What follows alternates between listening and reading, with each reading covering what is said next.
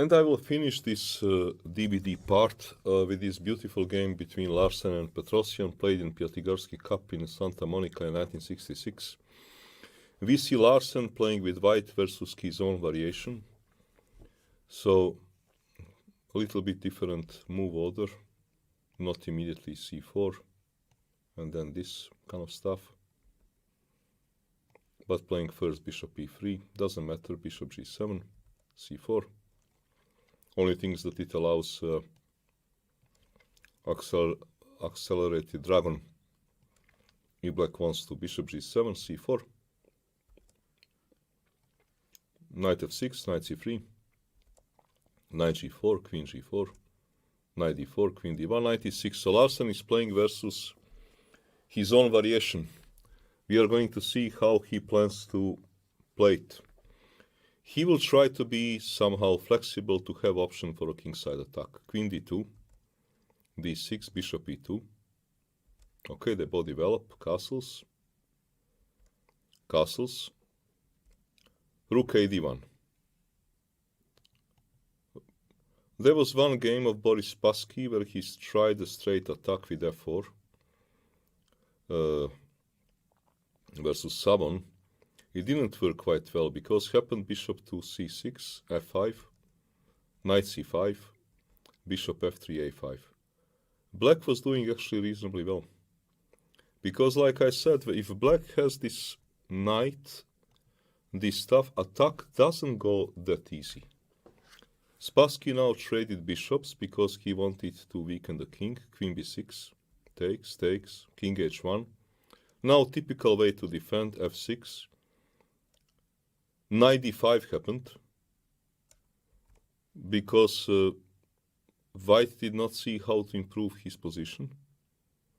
But now we would have knight being quite dominant to this bishop.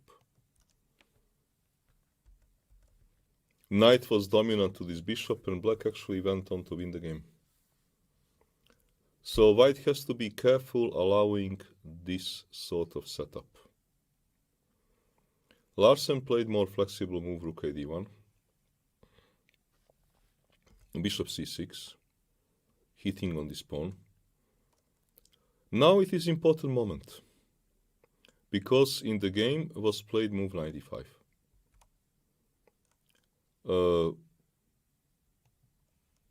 What was black supposed to be doing? Well, black could have considered moves like a5 with bishop c6 to follow. But black started out with bishop c6, believing in a tempo move, but white definitely had here to play move b4. Not allowing move knight c5, because again, black cannot afford to grab this pawn, because this will lead to disaster. This will simply lead to disaster, like in most of those lines. And on b4, it is not clear what is black supposed to do, because again, maybe b6 is necessary, and now white is clearly better. Clearly better. Moves like a5 again do not work because b5 and knight a4. So b4 to stop this knight from coming to c5 is again necessary move to make. It surprises me how many extremely strong players in the past, even Larsen, who played this with the black, did not want to take this opportunity. So knight d5. What is here black supposed to do? Well, black had to play move knight c5. And on f3, a5, securing the knight. It is strange Petrosian did not do this, because here he can try, similar to what he did in his game versus Keres, our first game, to play slowly b6, move the rook, at some stage hit the knight, play rook d7, and try to push f5. And to get exactly same play like he got versus Keres in the first game which we were looking at in this DVD. So knight c5 was certainly a move, forcing white to also slow down his pawn push, and secure a knight position. And then try to play the similar plan like what he played versus Keres. While this knight is now stable piece, it is very difficult to arrange a3 and b4. Petrosian played move rook e8, allowing, amongst other things, b4. And again, white is clearly better. Such a situation is also clearly better for white, because here my pawn is already on b5. It's a lot of space. Also, I can start with, well, I can consider to take exchange, because rook b8 would be another move. But rook b8 is not really working very well, because after such a move it's tough to find the right move, because this loses a piece for no compensation. So b4 was certainly a move. f4. Again, knight c5 is option, but now knight c5 is less good option. Not because bishop f3, because here there is a tactical trick, takes an e6. And I get the piece back, because, okay, if knight goes, bishop c3 is tempo move. And not exactly getting mated. It is dangerous, but it is not a checkmate. It is not a checkmate. If, such a position is not a checkmate, for example, on this, trying to mate, I even have a check. And moves like e5. There are options here. But e5 is a good move. And it is shaky for black. Still, probably knight c5 was a better decision. Petrosian played move knight c7. f5. Now white is getting this attack. Of course, because center was not hit, he is getting this attack. Knight a6. Here we have a little bit of a puzzle, because it is not obvious as to why did Larsen decline move b4, keeping this knight on a6. It is really unclear what is black supposed to do to get any kind of play. Even if white doesn't attack immediately, even if white plays the next move a3, simply this knight is horrible piece. White has space, black has no counterplay, and white has a free attack. I can only imagine that maybe Larsen thought to be winning by force. This is possible, but this is simply large advantage for white. We have these situations we see over and over again, how important this square is, and if knight is on such a kind of square secured. Larsen went for bishop g4, probably aiming for immediate kill. Knight c5 takes queen f2. It looks dangerous indeed. It looks very dangerous. But black is actually having resources. It is not so simple. Rook f8. e5. Most probably white thought this to be a killer.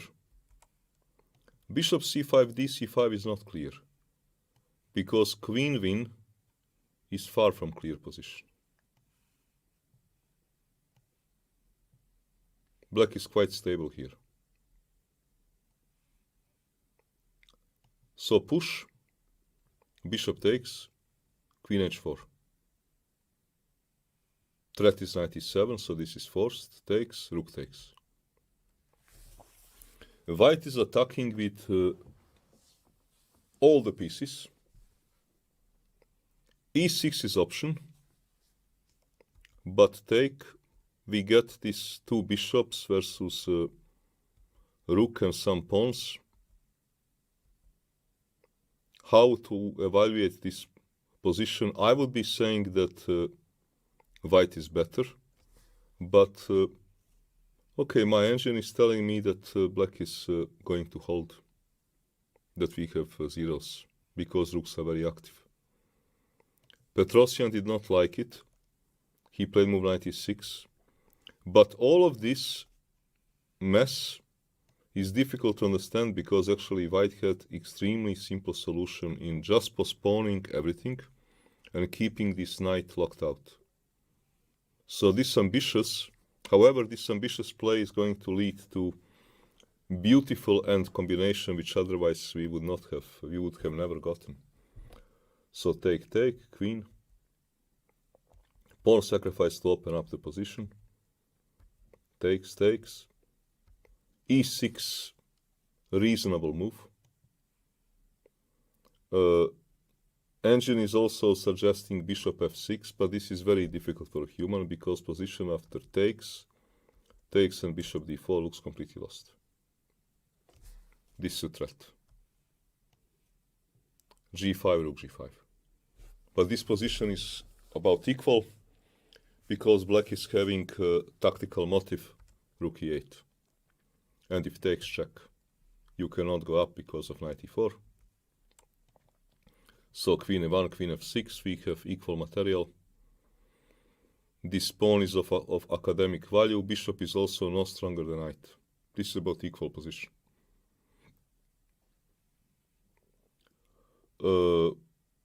e6 is arguably most human, but it is difficult to evaluate that this position is zeros because it really looks better for white.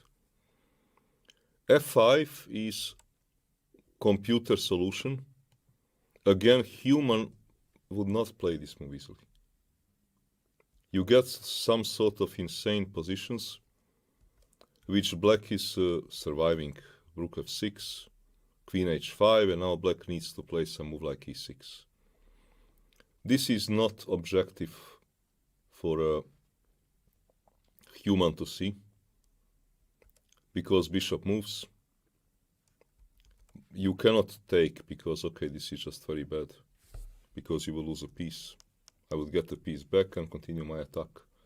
e6, bishop f3 looks quite lost, but position after takes. Knight e6 is black is holding. g4, fg4, takes, check, and white has nothing better than a draw. White can try to play for a win, but black is okay here. But f5 is not a move which human would normally play. So here actually Petrosian probably played the most human move. Because f5, queen h6, queen g5 is not what human will play. Bishop f6, you need to see rook e8, only move which is saving the game with rook e1. And move like e6, you need to evaluate the position to be equal, all around zeros, which to human doesn't look this way. It looks those two bishops to be bringing white some advantage. So Petrosian played probably the most logical human move. Knight e6, rook f3, mate is almost there. Now black needs to be careful and to find a way to survive. Try to find a way to survive because rook h3 is a terrible threat. Can black survive this?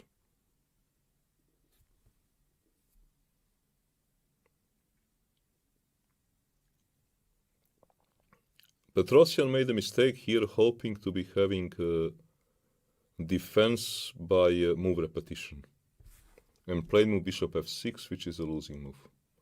Saving the game was move f5. Hard decision, but necessary. Rook h3, and now a very good move, knight to g7. You cannot move a bishop, obviously, because, okay, if you move a bishop, catastrophe is going to happen. And mate, bishop check, or this catastrophe is going to happen. Also doesn't look good, but this is good enough. But here there is a move knight g7. check, king runs up. And white has nothing better than to make a draw. Because this bishop is somehow strong piece protecting everything. And white has to settle for a draw with rook h6, takes, and perpetual check.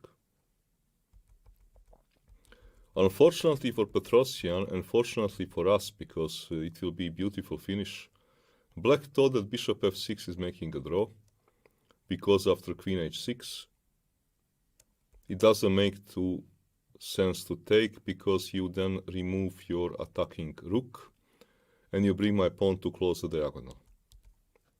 So queen h6, black thought that bishop g7 is making a draw. But white does not need to play move queen h4 and to allow bishop f6. White is having another option here. Can you see mating net?